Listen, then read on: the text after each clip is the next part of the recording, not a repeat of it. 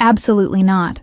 Policy restrictions prevent any performance bonuses this quarter, my boss Marcus Thompson declared, leaning back in his leather chair with that smug smile I had grown to despise. I sat across from his mahogany desk in our Austin office, my hands folded calmly in my lap despite the rage burning inside me. Just 3 days earlier, I had single-handedly prevented what could have been the most catastrophic data breach in TechFlow Industries' history, saving the company an estimated $2 million annually. But apparently, that wasn't enough to earn me the $50,000 bonus Marcus had promised when he assigned me this impossible task. I understand completely, I replied with a serene smile, watching his eyebrows raise slightly at my unexpected composure. What Marcus didn't know was that I had anticipated this exact scenario. The man sitting across from me had built his entire career on taking credit for other people's innovations, and I had learned not to trust his promises. My name is Vicki Collins, and I'm a 32-year-old senior software engineer at TechFlow Industries, one of Austin's fastest-growing tech companies. For the past 4 years, I had watched Marcus climb the corporate ladder by claiming ownership of solutions his team developed. This time, however, I had prepared for his inevitable betrayal. 3 weeks ago, our client database had suffered a massive security vulnerability that threatened to expose sensitive information from over 500,000 customers. The breach would have resulted in lawsuits, regulatory fines, and a reputation disaster that could have bankrupted our mid-sized company. While Marcus panicked and the executive team scrambled for solutions, I worked 18-hour days to develop a revolutionary algorithm that not only plugged the security hole, but enhanced our entire data protection system. Marcus had stood over my shoulder during those grueling weeks, asking endless questions about my methodology while I coded. "This is incredible work, Vicki," he had said, practically salivating as he watched my fingers fly across the keyboard. "When you save the company, there will definitely be a bonus in it for you. 50,000 minimum." I should have known better than to trust him, but exhaustion had clouded my judgment. The pressure to solve this crisis had consumed every waking moment, leaving little time to consider Marcus's track record of broken promises. Now, watching him dismiss my contribution with corporate buzzwords about budget constraints, I felt a familiar cold determination settle in my chest. "I'm glad you understand," Marcus continued, already turning his attention to his computer screen. "Sometimes these things are out of our hands. Corporate policies, you know how it is." But as I walked back to my cubicle, my smile never wavered. Marcus had no idea that my security patch contained a very special feature, a 30-day expiration date that only I knew about. The next morning, I arrived at the office early and began documenting everything. Marcus had already started taking credit for my algorithm in emails to the executive team, describing it as our innovative solution and the breakthrough we achieved. He carefully avoided mentioning my name in any correspondence, instead referring to his team's collaborative effort and his own leadership in crisis management. I screenshot every email, saved every presentation slide, and recorded every meeting where Marcus presented my work as his own. During our weekly team meetings, he would gesture broadly at charts showing the money saved and the disasters averted, never once acknowledging that the solution came entirely from my mind and my sleepless nights.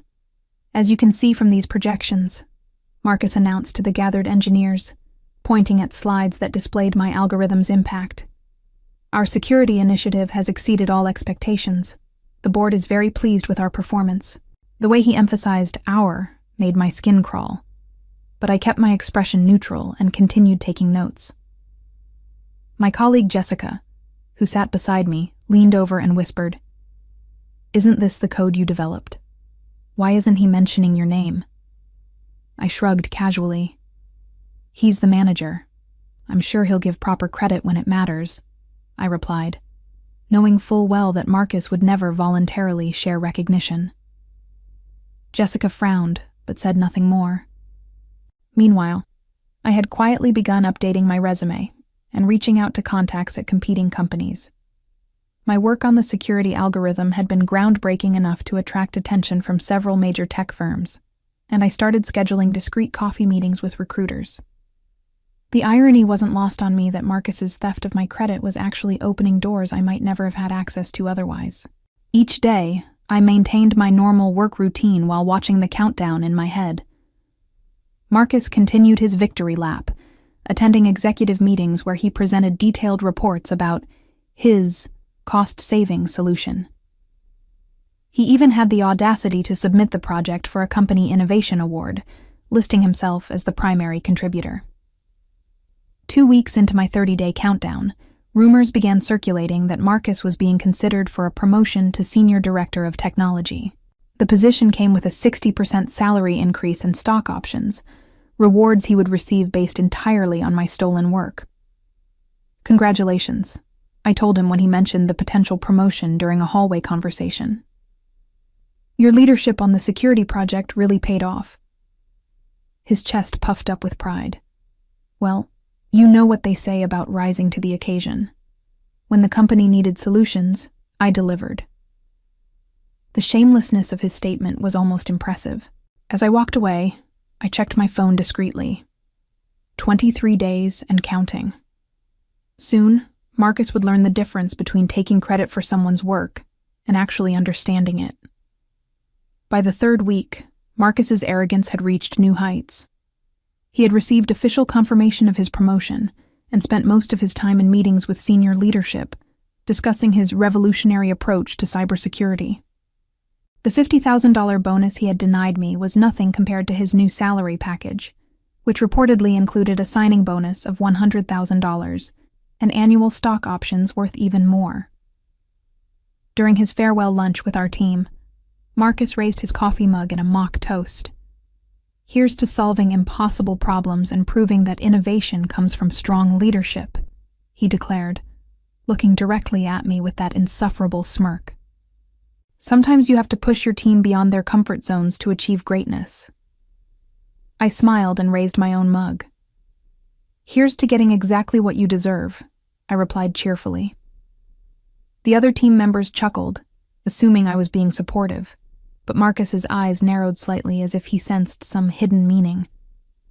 That afternoon, I received 3 job offers from different companies, each offering substantial increases in both salary and responsibility.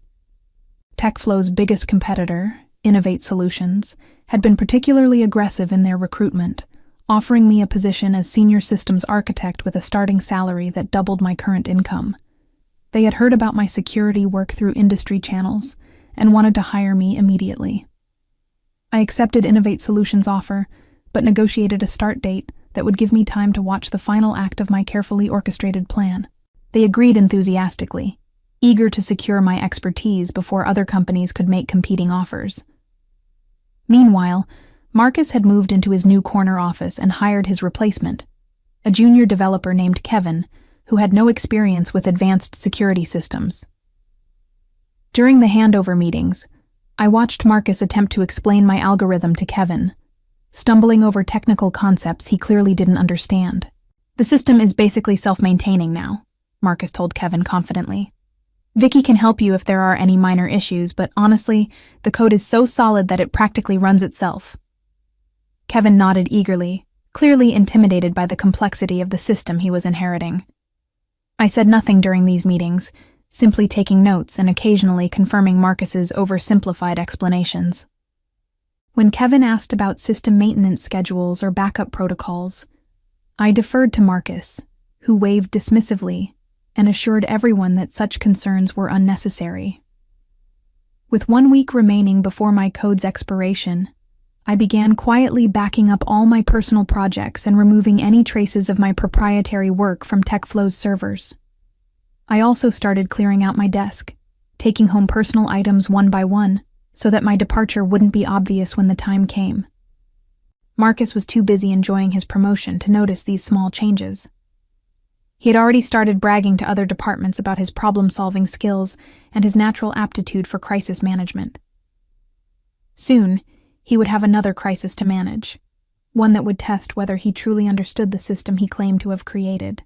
Exactly 30 days after Marcus denied my bonus, I arrived at the office at my usual time and settled into my cubicle with a cup of coffee and a sense of anticipation. The countdown in my head had reached 0 during the night. and by now my security patch would have quietly deactivated itself, leaving TechFlow's client database exactly as vulnerable as it had been before my intervention. The first sign of trouble came at 9:47 a.m. when Kevin rushed into the office, his face pale and his hands shaking. "Something's wrong with the security system," he announced to anyone within earshot. "I'm getting error messages I've never seen before." I looked up from my computer with an expression of mild concern. "What kind of error messages?" I asked, knowing exactly what he was seeing, but wanting to maintain my facade of ignorance. "The client database is throwing authentication failures, and the backup systems aren't responding," Kevin replied, sweat beading on his forehead. "I tried calling Marcus, but he's in meetings all morning." "Let me take a look," I offered helpfully, walking over to Kevin's workstation. The screen displayed a cascade of red error messages, each one indicating a different component of my security system shutting down in sequence. It was almost beautiful in its systematic precision.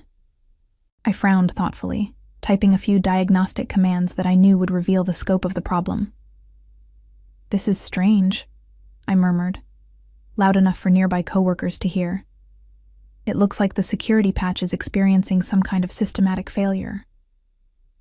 Within minutes, other team members began reporting similar issues. The phones started ringing as clients complained about being unable to access their accounts. Transaction processing slowed to a crawl, then stopped entirely. The same vulnerabilities that my original patch had fixed were now wide open again, but this time, the failure was happening during peak business hours when thousands of transactions were flowing through the system. By 10:30 a.m., the situation had escalated beyond Kevin's ability to handle. Client services was fielding hundreds of angry calls, and the transaction failure rate had reached critical levels. I estimated the company was losing approximately $20,000 every hour the system remained down. "We need to get Marcus down here immediately," declared Jennifer Walsh, our department's senior manager. She had been promoted to fill the gap left by Marcus's elevation, and was clearly unprepared for a crisis of this magnitude. I watched quietly as Kevin made increasingly frantic phone calls, trying to reach Marcus between his morning meetings. When Marcus finally answered, I could hear his voice through the phone's speaker, sharp with irritation at being interrupted during his important executive discussions. "What do you mean the system is failing?" Marcus snapped. "The security patch is completely stable. I designed it myself." Kevin glanced nervously around the room. "The whole database is down, Marcus. Clients can't access their accounts, and we're hemorrhaging money every minute." "That's impossible," Marcus replied, but I could hear uncertainty creeping into his voice. "The system was working perfectly yesterday." "Can you come down and take a look?" Kevin pleaded. "I've tried everything I can think of, but nothing's working." There was a long pause before Marcus responded. "I'll be down in 10 minutes, and get Vicky involved. She helped with some of the implementation details." I suppressed a smile at his grudging acknowledgement of my role. After 30 days of taking complete credit for my work, Marcus was suddenly remembering that I had been involved in the project. It was interesting how quickly his perspective changed when he needed someone to blame for the failure. As we waited for Marcus to arrive, the situation continued deteriorating. More error messages appeared on the monitoring screens, and the phone calls from angry clients grew more frequent and more hostile. Marcus burst through the department doors at 11:15 a.m., his expensive suit wrinkled and his usually perfect hair disheveled.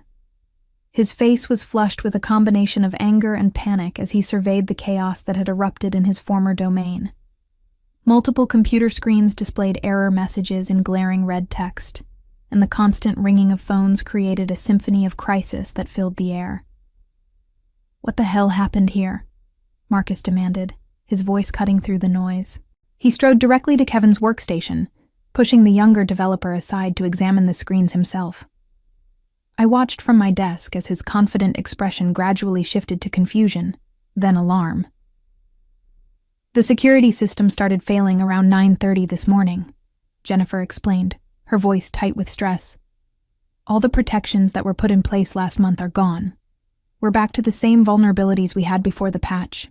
Marcus stared at the error messages, his face growing pale as the implications became clear. "This doesn't make sense," he muttered, typing furiously at the keyboard. The code was solid. I tested it thoroughly.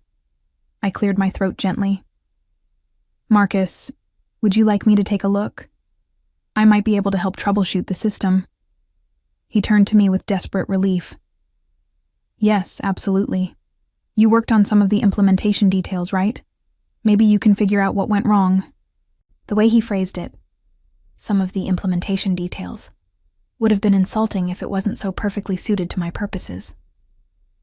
I walked over to the workstation and began examining the code, taking my time to create the appearance of careful analysis. "This is very strange," I said after several minutes of deliberate investigation. "It looks like the security patch has completely deactivated itself." "Deactivated itself?" Marcus repeated, his voice rising an octave. "Code doesn't just deactivate itself. Someone must have tampered with it." I shook my head slowly. There's no evidence of external interference. It's more like the system was designed to shut down automatically after a certain period of time. "That's impossible," Marcus snapped. "I would never build an expiration date into critical security code." The room fell silent, except for the continued ringing of phones. Jennifer, Kevin, and several other team members were staring at Marcus with expressions of growing concern. His claim of designing the code was now directly contradicted by his apparent ignorance of its fundamental architecture. "Well," I said carefully, "perhaps we should focus on fixing the immediate problem. I'll need to examine the entire code base to understand why this happened and develop a new solution." "How long will that take?"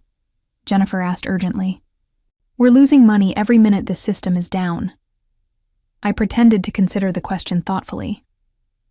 A complete rewrite of the security system would normally take several weeks, but given the emergency situation, I might be able to create a temporary fix within a few days. Marcus's face went white. "A few days? We can't afford to have the system down for a few days. Just put the old patch back in place." I shook my head regretfully. "I'm afraid that's not possible. Whatever caused the original patch to fail has corrupted the underlying code structure. We'll need to rebuild the security system from scratch." "But you still have copies of the original code, right?" Kevin asked hopefully. "The system failure appears to have corrupted the backup files as well," I replied with perfect honesty. "The backup files were corrupted because I had specifically designed them to be corrupted when the main system failed." Marcus sank into a nearby chair, the full weight of the crisis finally settling on his shoulders. By 2 p.m., word of the crisis had reached the executive floor, and TechFlow's board members began arriving at the office with expressions of barely contained fury. The company was now losing an estimated $30,000 per hour, and angry clients were threatening to terminate their contracts if the system wasn't restored immediately. Chief Executive Officer Patricia Reynolds stormed into our department with 3 other board members trailing behind her. Her sharp gray suit and severe expression made it clear that someone was about to face very unpleasant consequences for this disaster. "Marcus," she called out sharply. "My office. Now." Marcus stood on unsteady legs, shooting me a pleading look. "Patricia, I can explain everything. This is just a temporary setback." "Temporary?" Patricia's voice could have frozen water. "We've lost over $100,000 in the past 4 hours, and you're calling this temporary?" I continued working at the computer terminal, keeping my expression focused and professional while internally savoring every word of this conversation. The other team members had gone silent, watching the drama unfold with the fascination of witnessing a car accident in slow motion. "The security system that you personally presented to the board last month has completely failed," Board member Robert Hayes interjected, his voice dripping with disdain. "The same system you claimed was your innovative breakthrough." Marcus's face turned an interesting shade of red. "There must have been some kind of sabotage. The code was perfect when I designed it." "You designed it?" Patricia asked, her eyebrows rising dangerously. She turned to look at our entire team. "Is that accurate?" An uncomfortable silence settled over the room. Kevin shifted nervously in his chair. Jennifer examined her shoes intently. and the other engineers suddenly found their computer screens extremely interesting. Nobody wanted to contradict Marcus directly, but nobody was willing to confirm his claim either. "Vicky," Patricia said suddenly, fixing me with her penetrating gaze, "you were involved in this project. What's your assessment of the situation?" I looked up from the computer with an expression of professional concern. "Well, the security patch appears to have been designed with some kind of time-limited functionality. Unfortunately, without access to the original design documentation, it's difficult to determine exactly why the system was built this way." "Time-limited functionality?" Robert Hayes repeated slowly. "Are you saying the security patch was programmed to self-destruct?" "It's certainly possible," I replied carefully, though I would need to examine the original specifications to be certain. Patricia's eyes narrowed as she turned back to Marcus. "Where are the original design specifications for this security system?" Marcus opened his mouth, then closed it again, clearly struggling to find an answer. The truth was that he had never seen any design specifications because he hadn't designed anything. All he had were the email updates I had sent him during development, none of which contained technical details he would have understood. The documentation might have been corrupted along with the system files," he finally managed to stammer. "Might have been?" Patricia's voice was deadly quiet now. "You're telling me that you implemented a $2 million security system without maintaining proper documentation?" I cleared my throat gently. "Actually, I do have some of my personal notes from when I assisted with the implementation. They might help us understand what happened." All eyes turned to me as I opened my laptop and displayed the detailed documentation I had carefully prepared for this exact moment. The specifications clearly showed the 30-day expiration date built into the security patch, along with extensive technical details that Marcus had obviously never seen before. Patricia examined the documents with growing fury, her face darkening with each page she read. "According to these specifications," Patricia announced, her voice cutting through the tense silence like a blade, "this security system was explicitly designed to deactivate after 30 days. The documentation is signed and dated by Vicky Collins, not Marcus Thompson." Marcus stumbled backward, as if he had been physically struck. "That's not... those documents must be..." He trailed off, unable to finish the lie, as Patricia continued reading from my meticulously detailed technical specifications. "Furthermore," Robert Hayes added, scanning through the files on my laptop, "every email regarding this project shows Vicky as the primary developer, with Marcus listed only as the supervising manager. Yet somehow, Marcus has been taking full credit for this work in all his presentations to the board." I watched Marcus's face cycle through a fascinating array of emotions: confusion, panic, anger, and finally, a desperate attempt at defiance. "You don't understand," he said, his voice rising to an almost hysterical pitch. "I was the project leader.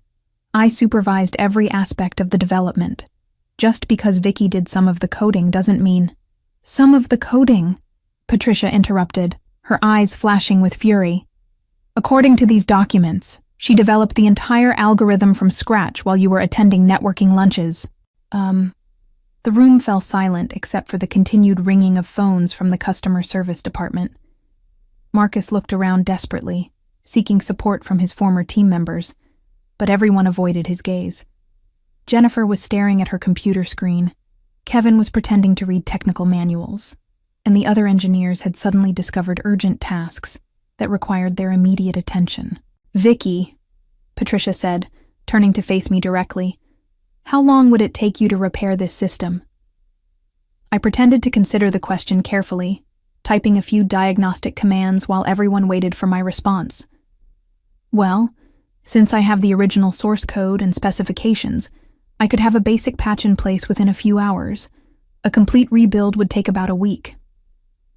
"And the cost of this repair?" "The emergency patch would be free, of course. The company is my priority right now. As for the full rebuild..." I paused thoughtfully. Normally, a project of this scope would cost around $200,000 if we hired external consultants. Patricia nodded grimly. Do whatever you need to do. Fix this immediately. Marcus stepped forward desperately. Wait, you can't just let her. You're fired, Patricia said flatly, not even looking at him. Security will escort you out of the building within the hour.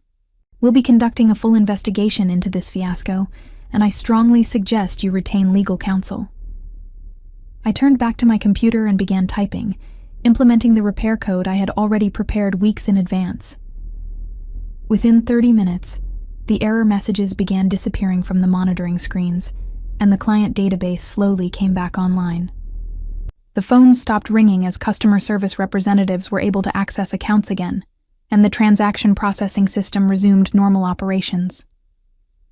Marcus stood frozen in the center of the room, watching me work with an expression of complete devastation. The realization was finally sinking in that I had orchestrated this entire scenario from the beginning.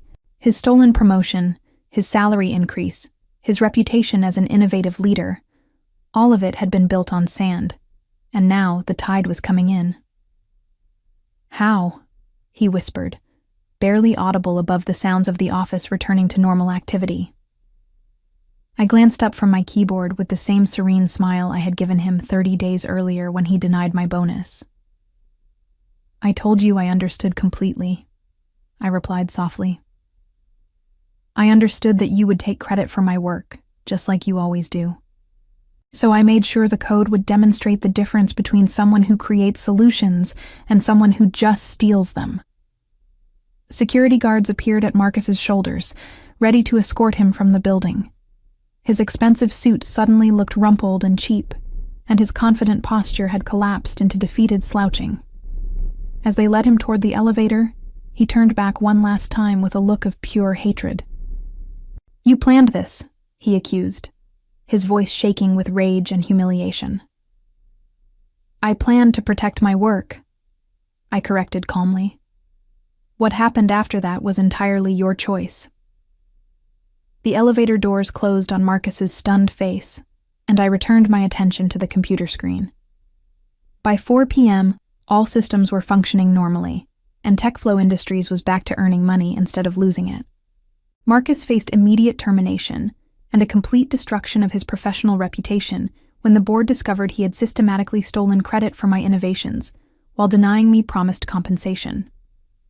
Word spread quickly through Austin's tight-knit tech community that he had taken false credit for a major security system and then failed catastrophically when the real crisis hit, making him essentially unemployable in the industry. His expensive mortgage went into default when no company would hire someone known for stealing employee work, and his wife divorced him after learning about his pattern of professional fraud. The legal fees from TechFlow's lawsuit to recover damages consumed what little savings he had left, and he was eventually forced to move back in with his parents while working retail jobs far from the tech industry he had disgraced. His LinkedIn profile became a cautionary tale shared in management ethics seminars, and his name became synonymous with managerial incompetence throughout the regional business community. 3 months later, I signed my contract as Chief Technology Officer at Innovate Solutions, earning triple my previous salary plus equity options that would make me wealthy if the company continued growing. As I looked out from my new corner office across Austin's skyline, I reflected on how satisfying it had been to watch Marcus discover that true expertise cannot be stolen, only earned, and that sometimes the most elegant revenge is simply allowing incompetent people to face the natural consequences of their own dishonesty.